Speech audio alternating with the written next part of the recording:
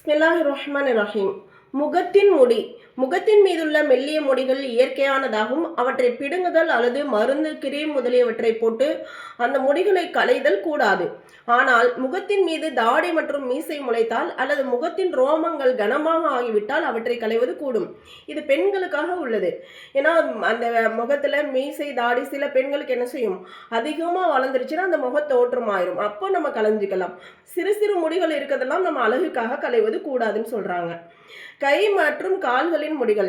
உடலின் பல்வேறு பகுதிகளின் கை, மணிக்கட்டு, கால், தொடை, குதிங்கால் முதலியவற்றின் மீதுள்ள இயற்கையாக முளைத்துள்ள முடிகளை தற்காலிகமாக களைவதற்கு அனுமதி உள்ளது. ஆனால் நல்லதல்ல. மேலும் அந்த முடிகள் பெரிதாகவோ கனமானதாகவோ முளைத்திருந்தால் அவற்றை களைதல் சிறந்ததாகும். கண்களை அலங்கரித்தல். கண்களை அழகுபடுத்துவதற்காக சுர்மா, கண்மை முதலியவற்றை பயன்படுத்துதல் கூடும். இமைகள், புருவங்கள் ஆகியவற்றின் முடிகளை நிறமாக்குவதற்கும் அடர்த்தியாக ஆக்குவதற்கும் மஸ்காரா பயன்படுத்துவது கூடும். ஆனால் வாட்டர் ப்ரூஃப் மஸ்காரா பயன்படுத்தக்கூடாது. ஏனென்றால் இது தண்ணீர் சென்றடைவதில் தடையாக உள்ளது. சாதாரண மஸ்காரா போடலான்றாங்க. ஆனால் அந்த வாட்டர் ப்ரூஃப் போட்டாக்க நம்ம ஒளி செய்யும் போதோ குளிக்கும் போதோ அந்த தண்ணீர் போய் சென்றடையாது இல்லையா, அதனால வேண்டாங்கிறாங்க. புருவங்களை மெல்லியதாக்குதல். இன்றைய கால பெண்கள் புருவங்களை அழகுபடுத்திக் கொள்வதற்காக அதை சுற்றியுள்ள சில ரோமங்களை எடுத்து விடுகிறார்கள். அதனால் புருவங்கள் வானவில்லை போன்ற அமைப்புக்கு மாறிவிடுகின்றது. மேலும் புருவங்களின் ரோமங்களை அகற்றி இரண்டு புருவங்களுக்கு மத்தியில் இடைவெளியை ஏற்படுத்துகிறார்கள். இதுவும் கூடாது. இந்த விஷயங்களை நாம் அறவே செய்யக்கூடாது. பற்களை அழகுபடுத்துதல். பற்கள் அழகாக காட்சி தர அல்லது பற்கள் மெல்லியதாக சிறியதாக ஆக வேண்டும் என்பதற்காகவும் அவற்றை மெல்லியதாக்குதல், அவற்றுக்கு மத்தியில் அளவான இடைவெளியை உண்டாக்குதல் ஆகியவை கூடாது.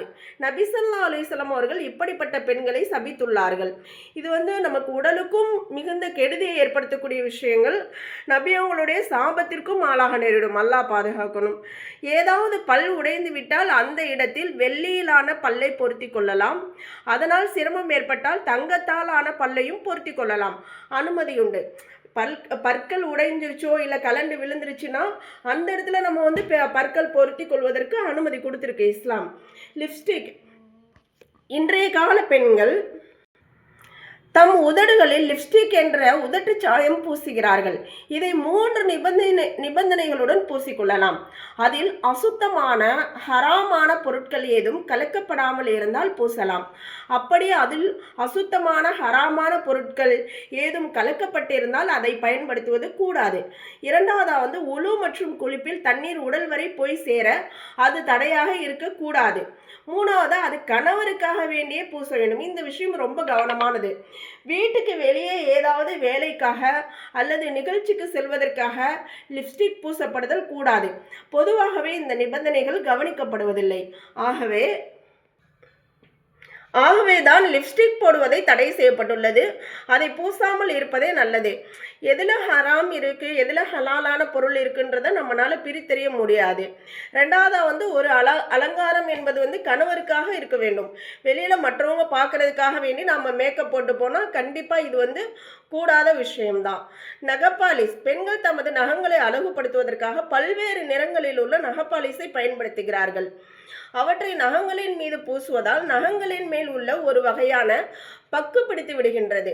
அதனால் உழு செய்யும் போதும் குளிக்கும் போதும் தோள்களின் மீது தண்ணீர் சென்றடையாது. எனவே நகப்பாலிசை பயன்படுத்துதல் கூடாது. நகங்களை அழகுபடுத்துவதற்காக நிறப்படுத்துவதற்காக மருதாணியை பயன்படுத்துவது சிறந்த விஷயமாகவும் சொல்றாங்க.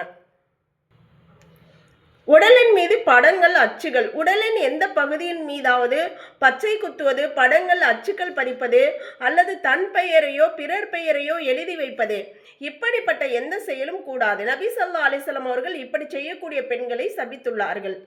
அலங்கார புர்கா. அலங்காரம் மற்றும் எம்ப்ராய்டிங் போடப்பட்டுள்ள புர்காவை அணிவது கூடாது. எனவே பெண்கள் முற்றிலும் சாதாரணமான விசாலமான புர்காவை அணிய வேண்டும். இன்றைய கால பெண்கள் அந்த புர்காவே மிகப்பெரிய அலங்காரம், ஸ்டோன் ஒர்க்கு, எம்ப்ராய்டிங் ஒர்க்கு, இன்னும் ரொம்ப டிசைனா நம்முடைய அழகை மறைப்பதற்கு தான் புர்கா அப்படின்றத நம்ம விளங்கிக்கறணும். முதல்ல இப்படிப்பட்ட புர்காவை அணிவதால் ஆண்களின் பார்வை அவர்களின் மீது படாது. மேலும் புர்காவின் நோக்கமும் நிறைவேறும். மேக்கப் சாதனங்கள் அழகு அலங்காரம் மற்றும் மேக்கப்பிற்காக பயன்படுத்தப்படும் பல்வேறு பொருட்கள் மிகுதமாக வெளிநாடுகளிலிருந்தே வருகின்றன. உதாரணமாக powder, cream, lipstick, லோசன், நகப்பாலிஸ், hair colour போன்றவை. இவற்றின் தயாரிப்பில் பன்றி அல்லது செத்த மிருகங்களின் கொழுப்புகள் சேர்க்கப்படுவதாக சந்தேகிக்கப்படுகின்றன. அப்படி இந்த விஷயம் எந்த ஒரு பொருளிலும் இருப்பதாக உறுதியாக தெரிந்தால் அதை பயன்படுத்துதல் கூடாது. அப்படி உறுதியாக தெரியாமல் சந்தேகம் மட்டும் இருந்தால் அதை கூடாது என்று கூறிவிட இயலாது. ஆனால் அதை ஆய்வு செய்யப்பட வேண்டும். பிறகு அதிலிருந்து தவிர்த்து கொள்ளும்படி ஆலோசனை வழங்கப்பட வேண்டும். ஏனெனில் சந்தேகமான பொருட்களை தவிர்த்து கொள்ள வேண்டும் என ஹதீஸில் வலியுறுத்தப்பட்டுள்ளது. ஒரு விஷயம் நமக்கு சந்தேகமாக இருக்குது அப்படின்னாக்கா நம்ம அதை யூஸ் பண்ணுறதை விட்டும் தவிர்த்துக்கிறது நல்லது. உண்மையிலே அதில் ஹராமான பொருட்கள் கலந்துருந்துச்சுன்னா அது உடம்புக்கும் கேடாயிடும். நம்ம இஸ்லாம் மார்க்கத்துக்கும் நம்ம மாறு செஞ்ச ஒரு பாவமும் நம்ம எழுதப்பட்டுரும். பியூட்டி பார்லர் அலங்காரம் மற்றும் சிங்காரத்தின் ஒரு புதிய சாதனம் தான் இந்த பியூட்டி பார்லர். இங்கே தற்காலிகமான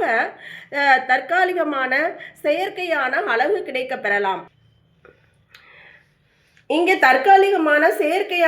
கிடைக்க பெறலாம். ஆனால் அந்த அழகு சில காலத்திற்கு பின்பு காணாமல் போவதுடன் இயற்கையான அழகையும் போக்கிவிடக்கூடும்.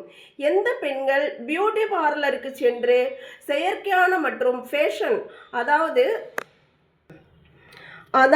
Facial, hair cutting, threading, waxing, bleaching, eyebrow, லியூஜ் முதலான முறைகளால் மேக்கப் செய்து கொள்கிறார்கள். அவை சில நாட்கள் பார்ப்பதற்கு அழகாக தெரியும். ஆனால் சிறுக சிறுக மேக்கப்பின் அபாயம் முகத்தில் தெரிய ஆரம்பித்துவிடும். மேலும் பல்வேறு ரசாயனங்கள் மற்றும் மிஷின்களை பயன்படுத்துவதால் முகத்தின் அழகையும் ஈரப்பசையையும் அவை போக்கிவிடும். மேலும் முகத்தின் மீது சுருக்கங்கள் ஏற்பட்டு அலங்கோலமாகி விடலாம். முடிகளின் வேர்கள் பலகீனப்பட்டுவிடும். பிறகு 25 வயது உள்ள பெண் 50 வயது பெண் போல் தோன்றுவாள். அதற்காக அவள் என்ன செய்யணும்? அந்த வயதிலும் மேக்கப் செய்து கொண்டேதான் இருக்க வேண்டும்.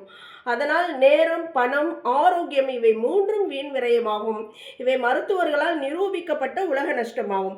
அப்போ இந்த எல்லா விஷயமே வீண் விரயம் செய்யக்கூடிய எல்லாமே நமக்கு நஷ்டங்களாக தான் ஆகும். சரியத்தை பொறுத்தளவு சரியத்தின் பார்வையில் பியூட்டி பார்லரின் கெடுதிகள்: பியூட்டி பார்லரில் வேலை செய்யக்கூடியவர்கள் ஆண்களாக இருப்பின் அல்லது ஆண்களும் அங்கு செல்லக்கூடியவர்களாக இருப்பின் பர்தா போய் வெட்கமற்ற தன்மையின் பாவம் உண்டாகும்.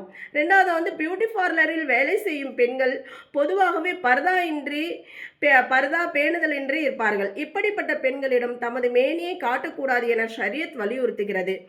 மூன்றாவதாக பியூட்டி பார்லரில் மேக்கப் போடும் விஷயத்தில் ஷரியத்தை கவனத்தில் கொள்ளப்படாது. இவ்வாறாக ஷரியத்திற்கு மாற்றமான எத்தனையோ காரியங்கள் பியூட்டி பார்லரில் நடந்தேறி வருகின்றன. அல்லாஹ் இப்படிப்பட்ட முசீபத்தை விட்டும் நம்ம என்ன செய்யும்? அனைவரையும் பாதுகாக்கணும் இன்ஷா அல்லாஹ்.